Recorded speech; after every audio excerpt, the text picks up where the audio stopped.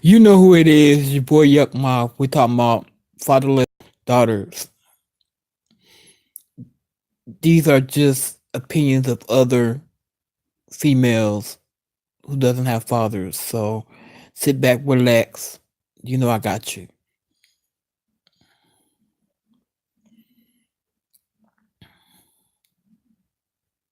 So step number 2, after tell the radical truth, is be willing to give up the story about who daddy was, who daddy wasn't, how your life would have been had he been there, what you didn't have because he wasn't there, what you could have had he been there. Just be willing to give the story.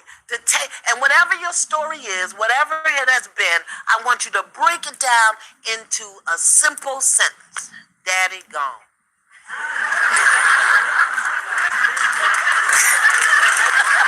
Excuse me. Can we put a verb in there? You don't need a verb. There's no need for a verb. Hello? You don't even need to buy a vowel. Daddy go. Daddy gone. Or if you prefer, Daddy is gone. See, daddy gone. Don't that feel better? Oh yes, Mrs. Fairlips. Fairlips. Daddy gone. Also, a lot of you are mothers, and I hope that for your own sons who you are covering for, who are not handling their business with their children, I hope you recognize that you're playing a role in this right now. That 51 years later, that woman is still hurting because somebody's mother didn't check their son to go and handle his business. Okay? Talk the talk, Reverend Steve Perry. But you know, really, that's you playing the role because of the story you tell yourself that I don't want to upset him or I don't want them to feel whatever the story is. So here the real healing is tell the radical truth, tell about what you feel. Then I want you to tell your story. I want you to tell it in full-blown living color that you would submit to Spielberg. Then if you have 5 pages, I want you to break that down to 1 page. Then I want you to break that down to half a page. Then I want you to get your fantasy story about daddy down to 10 words or less. Really? Daddy Or gone. 2, right?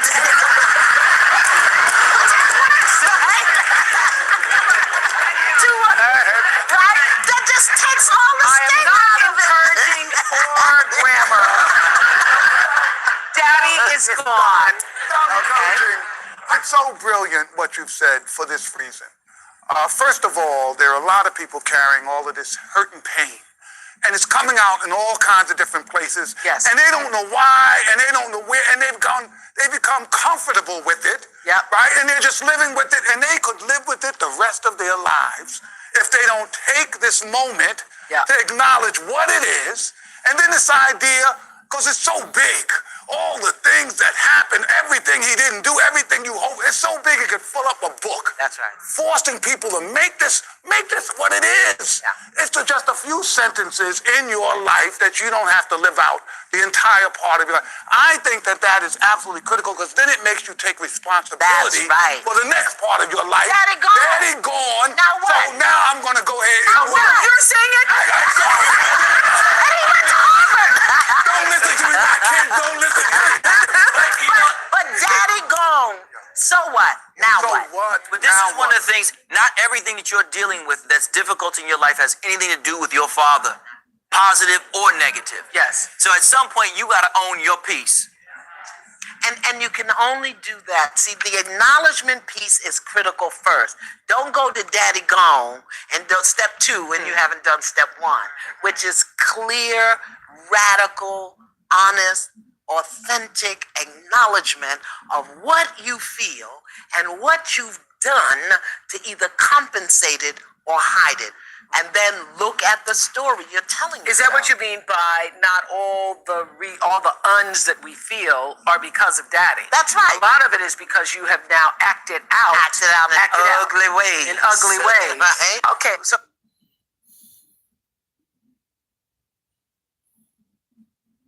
What does your gut tell you? Not your head, which has the story and the upset where the 5-year-old and the 32-year-old are battling. What does your gut tell you about this broken-hearted man who participated in your existence in life? My gut tells me that I need to work with him, that I need to figure out how to make it work. Period. You don't have to figure out. And this is what you need to know. If your gut tells you, work with it. And you've got clear boundaries about what you will do, won't do, can do, can't do, what feels right. The minute that it begins not to feel right about, you're not trusting, the biggest way to heal anything is to acknowledge it and announce it. Say, you know what? I really want to work with you, but then there's a part of me that doesn't trust that you won't leave me. Yeah. Why not just tell the truth? Yeah. And I think what you you're saying is so important for everybody who is looking to heal or to make a decision about how you will move forward with your own healing, is to be able to set boundaries for yourself. The difference between, what we're talking about, when you were a child, you didn't know how to set the boundaries. The difference between being a child and an adult is now you get to decide the terms of the relationship. You get to decide. And the relationship doesn't have to be what you had in your head, this idea about what a father should be, what a father and daughter should be. Because everybody gets so confused about what the idea in your head is, what the fantasy in your head is, versus what really is. And now you're the one who's in the driver's seat that gets to determine when you see him, how you see him, how that shows itself, how often you see him. You get to decide. And are you trying to build a relationship with your father or recapture a relationship with your daddy? Ooh, big. Yeah. Wow. Big. Yeah, well, people who once were daddies, right, are now men. They're just men. They're sometimes weak men, sometimes scared men, sometimes hurt men, but we saw them as daddy, Yes. and it had all this power to it, Yeah. and we imputed all of this stuff on this person. Sometimes men change. That's right. This ability to just have enough, I think, self-confidence and self-worth to say, I'm going to relook at this. Yeah. Maybe it'll work, maybe it won't. Yeah. But I'm going to relook at this and possibly give it a second chance. Yeah. Something I think people should consider. Yeah, but isn't it also meeting the person where they are and where you are? Right. Because I think so often when you're trying to reconcile or thinking about reconciling, you're thinking about who you were as that kid. That's right. And trying to recapture a relationship With the daddy. that basically doesn't Fall in love exist with the fantasy. cause daddy gone. And you have to start from where you are now. And I think that's one of the challenges. The whole concept of daddy, at its core, is putting you grown women in a position as children. But that's the piece of them that runs the relationship until they grow up into the woman. Because Until they do the Because work that what's she's happening done. is, in your search for a father, you have to accept that you're in a childlike position. It's no longer the same. Things are very different. And so if you're prepared to accept the truth for what it is, and you truly do wish to move into the best place, then you set standards and you put boundaries and you draw a line around your person. And you say, this is what I can accept in my space, whether it's the space of bringing an intimate partner in, or it's bringing a father or family member in. Once you make the decision on the standards, now you have to abide by them. Yeah, but the real problem is that so many people, we were talking earlier about you can articulate the standard, they then lower the standard because they don't want to be alone. That's right. Okay. Lower the standard because you don't want to be alone. But you're not with anyone if your standard has been jeopardized. You are alone. In fact, you're worse than alone. You have a liability. That's You done right. picked up a dependent. Right.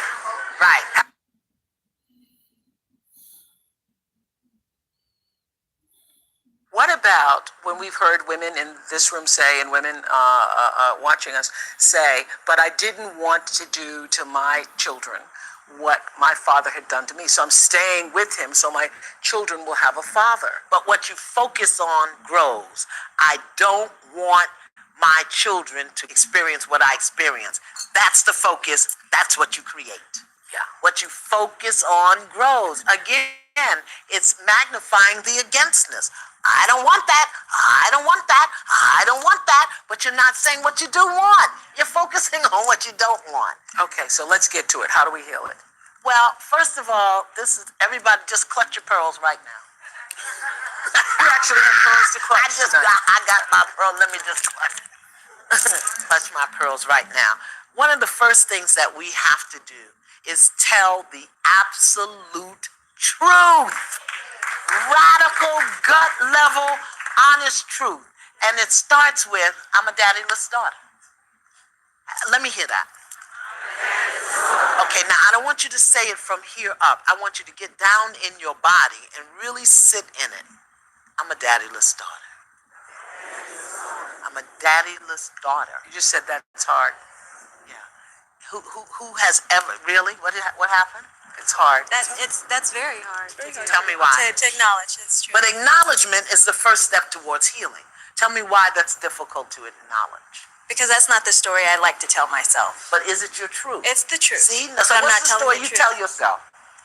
I tell myself that he just doesn't matter to me. And that's a lie? That's a lie. Okay, so I'm a daddyless daughter. I'm a daddyless daughter. And what I really feel about my father is, That I love him and I wish he were a part of my life. and because he's not a part of my life, I feel, worthless sometimes. yeah. And the way I cover up my worthlessness is, The way I cover it up is by not letting him in, and not, even when he tries. and what else? How else do you cover up? Because you feel worthlessness when he's not around. I overcompensate a lot. Do you overcommit? So yeah, I overcommit. Yeah, overcommit. I try to be super mom. Okay, so here we go. Take a breath. And this is what I mean by the truth, everybody. Here we go. So repeat and complete with me. I'm a daddyless daughter. I'm a daddyless daughter. I acknowledge that I feel worthless sometimes. I acknowledge that I feel worthless sometimes. And what I do to hide that And what I do to hide that is overcommit, is overcommit, overcompensate, overcompensate, and try to be a supermom. and try to be a super mom. When the truth is, When the truth there's is, a part of me there is a part of me that feels broken and worthless. that feels broken and And I'm worthless. ready to heal that now. I'm definitely ready to heal that. Take a breath. But you feel it.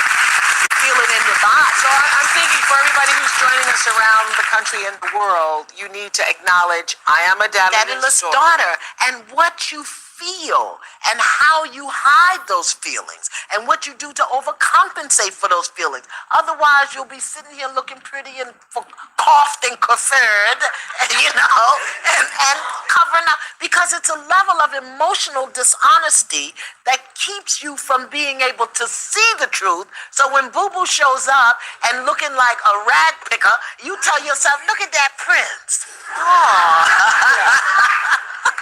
You understand what I'm saying? Because the level of emotional dishonesty with which we keep ourselves broken I think that's really key. The level of emotional dishonesty. Ooh, that's good. becomes the filter for which we live every aspect of our lives. Yeah.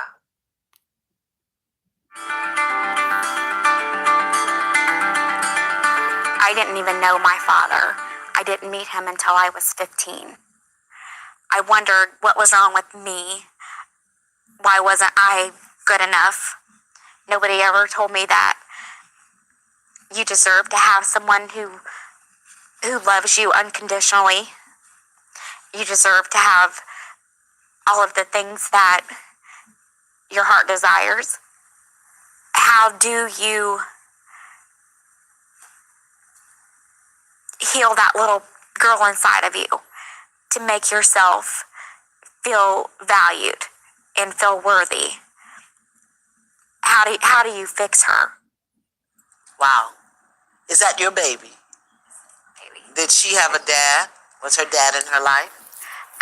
Their dad, these are all three of my girls. Oh, lovely. And I stayed with their dad in a very toxic relationship for far too long because I did not want them to feel like I did growing up without a dad. That's one of the ways that our ache shows up, is that we sacrifice ourselves to try to prevent our children from experiencing what we experience, and in the meantime, in the process, sacrifice our children. Sacrifice our children. Do you get that's what you did? I get that. Yeah. Yeah. How are the other ways the pain shows up? Well, of course, the promiscuity. That's huge. I mean, sleeping with frogs, fruit, anything.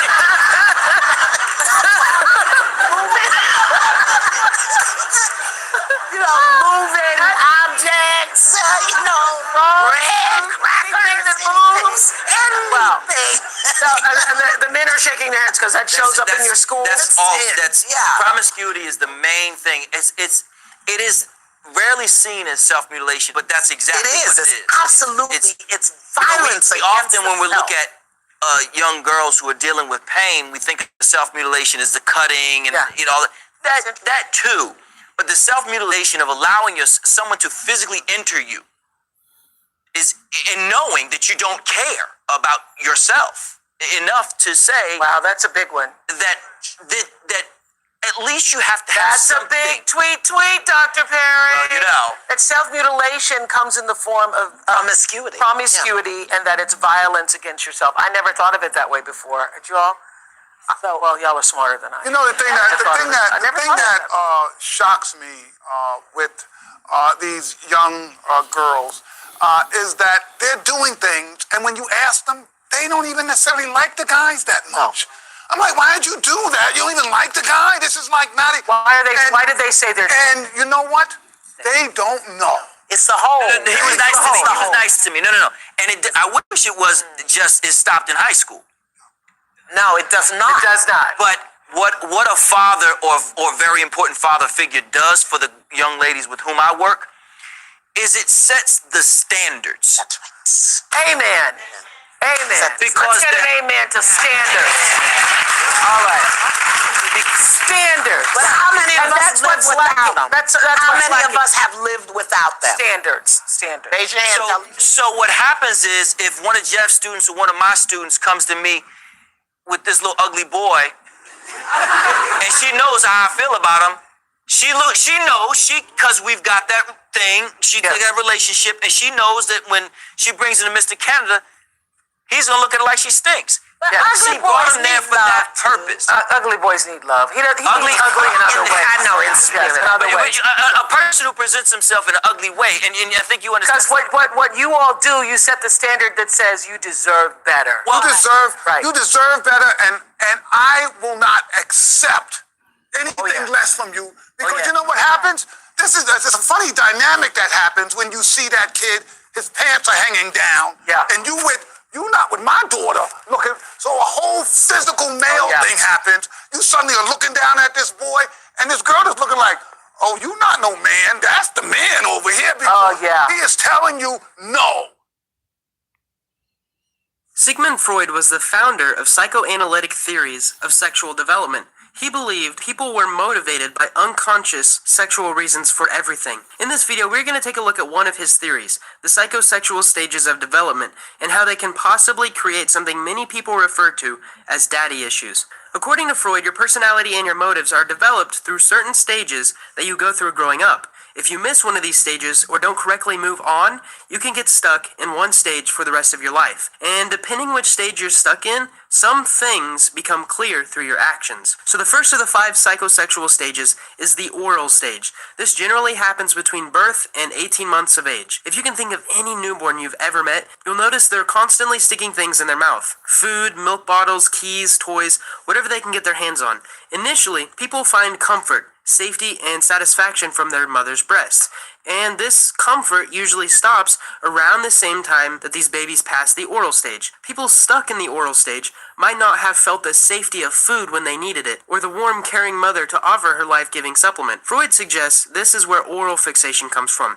People who are stuck in this stage are more likely to be prone to drink, smoke, bite their nails, and even have a loss of control when it comes to eating, whether that be overeating or undereating. Remember though, before I go any further, this is a theory, so take it lightly in practical applications. Stage 2 is the anal stage. This generally happens between 18 months of age and 3 years of age. And it's called the anal stage because this is when babies learn to control their bowels. Basically, they learn to poop on their own. Please refrain from any poop jokes in the comments. Freud suggested that the anal stage was connected to control. This is when children learn that they have a direct control of themselves, from controlling their pooping patterns all the way up to making decisions later on in life. Some people stuck in this stage might be considered controlling or super sloppy. In fact, this is where we get the term anal retentive. Now, they might not have a sense of control over their environment, similar to children who do not understand that they can hold in their poop until it's the right place and time to let it out. Stage 3 is the phallic stage. If someone is stuck in the oral stage, they'll chew gum super loudly. If someone is stuck in the anal stage, they'll have a super messy room. People are normally in the phallic stage between the ages of 3 and 8. Now, this is where daddy issues start. So let me explain 4 things, 2 of which concern boys and 2 of which concern girls. Boys, during this stage, sometimes develop something called castration anxiety. It's basically an overwhelming fear that someone might castrate them. And there's a reason for this, and it's the second term, called the Oedipus complex. Freud says that during this age, boys competed against their fathers for the love of their mother, or at least they felt like they competed. He said that boys are afraid of their fathers castrating them so that they didn't have to compete. Now, of course, we know this isn't common and rarely happens, but Freud was a really weird guy. And these 2 concepts are similar to what girls go through in this theory. For boys, Freud said learning to go through this stage, guys adopted the "if you can't beat him, join him" cliche, where young boys would start to bond with their fathers and basically have a yearning to gain their masculine qualities so that one day they could win a woman like their father did. So on to girls. Freud said that during this age, between the ages of 3 and 8, girls develop something called penis envy, which is a really weird term, but it's when girls find out that guys have something that they don't, and they enviously desire it. So the Electra complex is similar to the Oedipus complex, in which a girl wants to be with her father. Freud said in a sexual way, but because her mother didn't have a penis, she spends the rest of her life searching for a man to make her complete.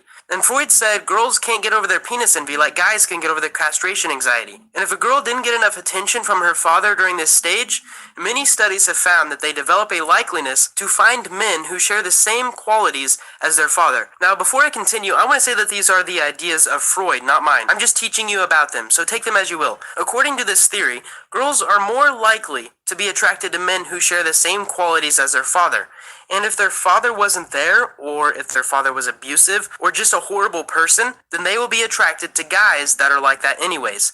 And this is a horrible cycle, and if you've ever heard the phrase, "why doesn't she ever just find any good guys?" this might explain why. Because she's only sexually and romantically attracted to people like her horrible father. This is also a reason why many girls friend zone good guys.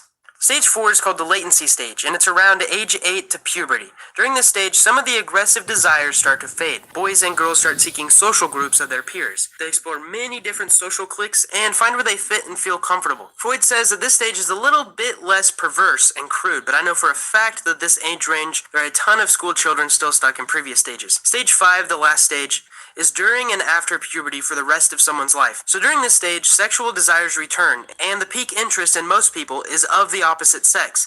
So what makes this different from the phallic stage is that people understand the traits and qualities of a long-term, mutually satisfactory relationship. Basically, people start to learn the ability to care for others and make others feel good. So maturity...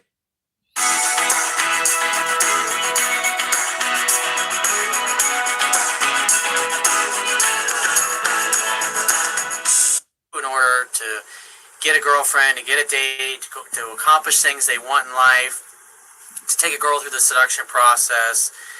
It interferes because of the societal conditioning and how we act. It basically teaches us a way that is inauthentic with our true nature and who we really are. So in essence, we're running around with a bunch of different masks on, masking our true identity, not telling or saying how we really feel, or saying the opposite of what we really want because we're afraid to say what it is that we want. But it's in holding back that causes us to act incongruent with who we are and actually turn the other person off. Or if you're in a job interview, cause that person to not want to hire you because of something that you said. It basically communicates some form or another of, I don't feel unworthy, I don't feel I deserve this, I'm not a positive, optimistic person, I don't think things will work out for me. Once you get to know me, you probably won't like me anyways. Once you get to know me, you'll probably just fire me anyways. That kind of thing. And I've got an email here from a viewer, and he says, "Hi, Corey. I messaged you the other day, and since you responded to that first email of mine, this particular girl messaged me, so my patience and your advice seems to have done the trick. It's always best to be patient when it comes to women. If you're unsure of yourself, it's always to back off, wait a little bit of time, and then take the action that you feel that you just immediately must take right now, or the world's going to end. Because 9 times out of 10, you're driven by fear, and it's when you are driven from your fear and you act upon it that it causes you to do and say things that basically communicate that you don't think you're worthy of that particular person to do what it is you want them to do, or to get the things that you want in life. He says, I guess she needed to wonder about me, and I've just downloaded your book, and I'm going to be following it religiously, and I still need some advice, though. And it's a scientific fact, by the way, that women are more attracted to men whose feelings are unclear. Now, it doesn't mean you got to be a cold fish or a jerk. It just means that you're not willing to volunteer everything, your feelings constantly. You're more reserved, and you're more inclined to let her talk about her feelings first, and then ask you about what yours are. Now, why would you want to do that? Now, if you let a woman ask you as opposed to volunteering everything, when she does ask you, it communicates that she's actually sincerely, authentically interested in you, as opposed to you projecting your high level of attraction and interest onto her and just assuming that she feels the same way. In essence, what you do is you back off enough. It's kind of like playing a game of poker. It's not you don't reveal anything, but there's a time and a place to reveal your cards. And this way, if you let a woman come to you slowly, she'll do 70 to 80% of the calling, texting, pursuing, initiating contact. And if they really like you to start off with, they'll make it really easy for you to get to their front door to take them out on a date or to seduce them or to eventually become their girlfriend, boyfriend kind of relationship. So he says, when I was watching one of your videos on YouTube, you stated that every woman needs a rock like her father, someone that is strong, someone that is constantly going to be there and that is supportive. But what if the girl in question grew up never having her father around? Does a different approach need to be taken? Like I say all the time, women and men respond to the same things. I mean, I answer questions from people all over the world in conservative Muslim societies and Christian societies and very open societies. It doesn't matter. At the end of the day, women and men respond to what they respond to. Now, here's the thing. When you apply the things that I teach, women that are emotionally messed up or they're fucked up in some way, they're not going to react too well to the things that I talk about. Just because a girl grows up in a family and she doesn't have a father, it doesn't mean she doesn't have a strong father figure. Maybe her older brothers were her rock in her mouth. Maybe it was one of her uncles or her grandfather or her next door neighbor. Just for whatever reason, she grew up in an environment where she felt loved and that she was appreciated, and so she didn't hold back. And therefore, because she didn't hold back, she didn't have any hang-ups with interacting with men. Now, there are some women that when you apply the things that I teach, they're not going to react too well to it. They become bitchy, they become nasty, they become insecure. And these things come out right away. And then when you see a woman act that way, right after knowing her for such a short period of time, you realize that this girl's emotionally fucked up, and I really don't want to mess with her. And that's another reason why you want to use the techniques and things I talk about in my book, is it will help you screen out low-quality women so you can get yourself a really good girl, a girl that comes from a good family, a family where she loves her mom and she loves her dad, and her parents love her, and they're proud of her, and they support her, and they believe in her. And so she's comfortable in her own skin, and so she's not going to be in a rush to do anything. She's going to take her time. But also, if she wants to talk to you, or she's thinking about you, or she's been missing you, she has no problem picking up the phone to tell you as such. And plus, she'll do it because you've made her feel comfortable the time that you've been dating her and courting her by doing more things right than wrong. And she'll make it easy for you. It's the best place to be. It's like, why would you want to date any other kind of woman? And so by applying the things I talk about in my book, you can screen out the bad ones from the good ones and make sure that if you're going to go out and spend your time taking a girl out to dinner or blow money on her on a date, that you're actually spending your time and your money with the girl you really make who's win you, where it's not one-sided, where you're pretty much doing all the work to maintain the conversations. Are you a fatherless daughter? There's danger in not knowing. What is a fatherless daughter? A fatherless daughter is a female who grew up with an unattached, unavailable, or absent father. The father may have been present physically, yet emotionally absent from his daughter's life. The making of a fatherless daughter woman. The effects of an absent, unattached, or unavailable father can have many consequences in a daughter's life. Missing element in a girl's life can have many negative impacts on her as she becomes a woman. When a father clearly communicates to his daughter through his actions that he loves her unconditionally and he approves of her for who she is, he lays a foundation for her healthy sense of self-worth, self-love, and value that will follow her into womanhood. However, if these things are not provided to a girl by her father while she's growing up, she begins to view herself as unlovable, unworthy, and she then begins to feel isolated, rejected, and unwanted. There begins the making of a fatherless daughter. Symptoms of a fatherless daughter woman: anger and rage, feelings of abandonment and isolation, overdriven for success, trust issues in relationships, low self-image, difficulties in your relationship with love and money. The hallmark trait of a fatherless daughter woman: fear of loss and abandonment. Directly linked to the fear of abandonment are many emotional problems, including issues in intimacy, sex, commitment, shame, and most of all, anger. In addition, she begins to struggle in her relationships with love and her relationship with money, because how she does love is how she does money. Love and money are both tied to her value system. There are 4 fatherless daughter archetypes: the enchanted woman daughter, the superwoman daughter, the solitary woman daughter, and the pretty woman daughter. The enchanted woman daughter, you fantasize about your Prince Charming coming to sweep you off your feet because you are addicted to love. Your greatest need is love. Your greatest fear is abandonment.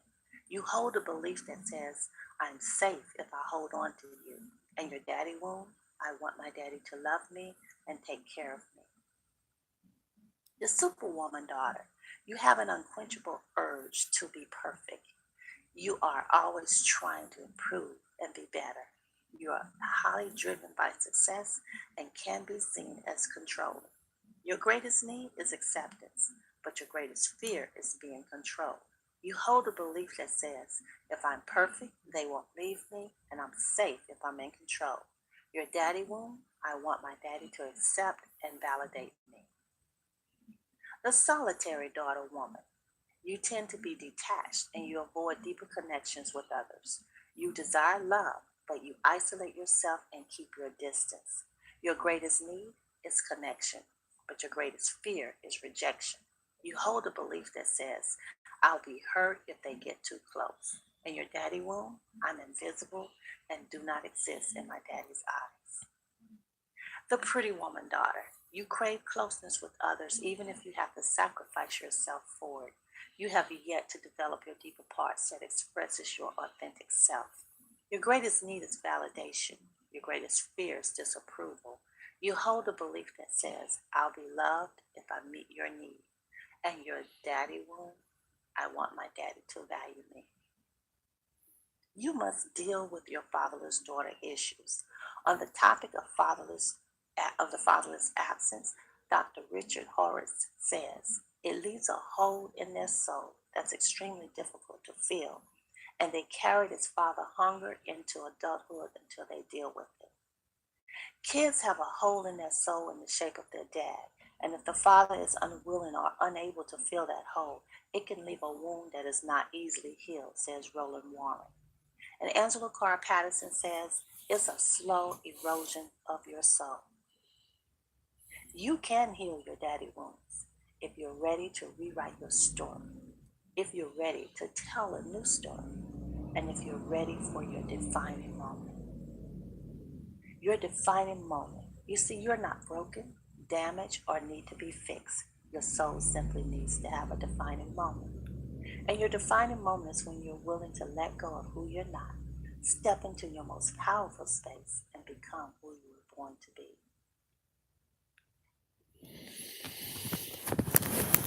This is your boy Yuck Mouth.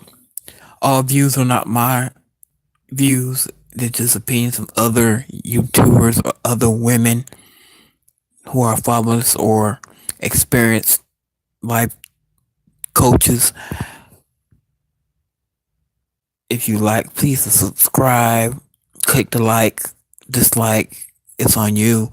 I appreciate every little bit helps. Um, Hope you have a good day. Peace.